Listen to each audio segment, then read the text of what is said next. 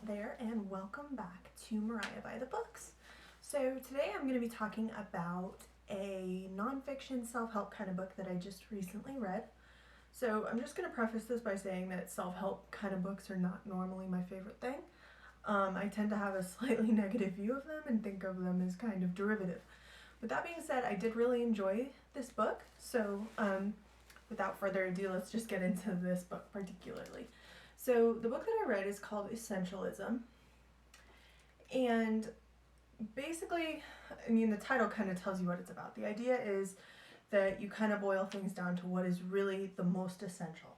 So instead of prioritizing 10 things, you're going to prioritize one thing, right? Because we can't really put the maximum effort into 10 things at once, right? So something's going to fall apart somewhere. So the idea is that we put our best energy, our full energy, towards the thing that's the most important. And this book is primarily focusing on like business, career, professional kind of life stuff. But he also applies it to a lot of stuff in our personal lives as well. So there's kind of this idea, especially in our culture, that we can kind of do everything. And I think it's important to realize that something's going to fall apart somewhere along the line. Whether it's your health from overdoing things, or your relationships from overdoing things, or your work actually might start to suffer because you get burnt out.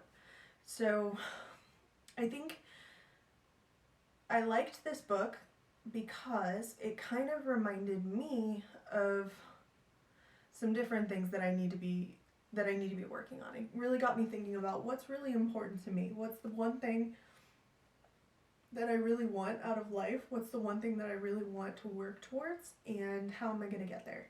So he talks a lot about,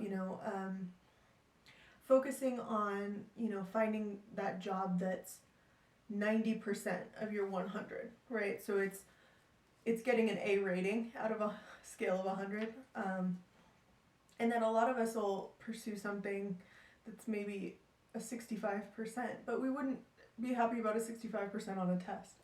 But I enjoyed this book from that point of view, that it's a good reminder to really focus on what's important to us and to really think about what's important to us, because if we don't know what that is, we certainly can't prioritize it.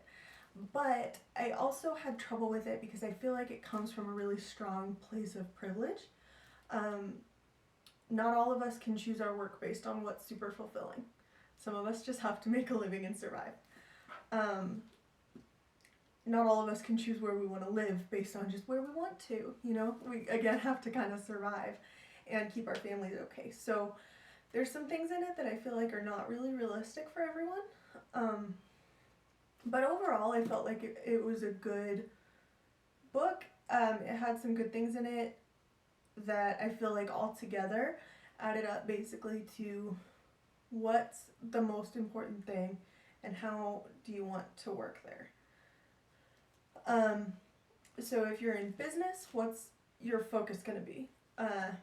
If you're trying to do something different with your personal life, fix up your relationship, whatever it is, what's the one thing you're going to do to get there? Because you can't do everything at once. So it's a decent book. I had the same issue with it that I have with a lot of self-help books, in that I feel like there's not a whole lot of substance here. The book is good, the information is good, but I also feel like I got most everything that I needed to know out of the inside flap. So it says that essentialism is a systematic discipline for determining what is absolutely essential, then eliminating everything that is not, so we can make the highest possible contribution towards the things that really matter. I think for me, I get frustrated with self-help books, and I got a little bit frustrated with this one as well, because I feel like so much of the time they could be summed up in one sentence, and the books become repetitive. They become full of anecdotes, which I don't really find super interesting a lot of the time. They're not super relevant a lot of the time. But I think the value in self-help books, and what I do like about them sometimes, is that they have a really good idea and they really hammer it home. So I feel like that's both a good and a bad thing depending on your personal perspective. So if you're someone who loves self-help books and they really help you a lot, that's great. I'm glad they work for you.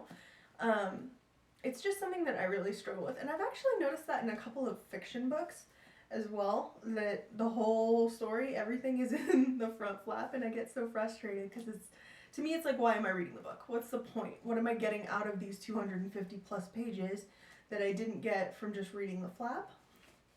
So with that being said, I really just think that you could do without this book, but if you do pick it up, it's not going to be the worst thing.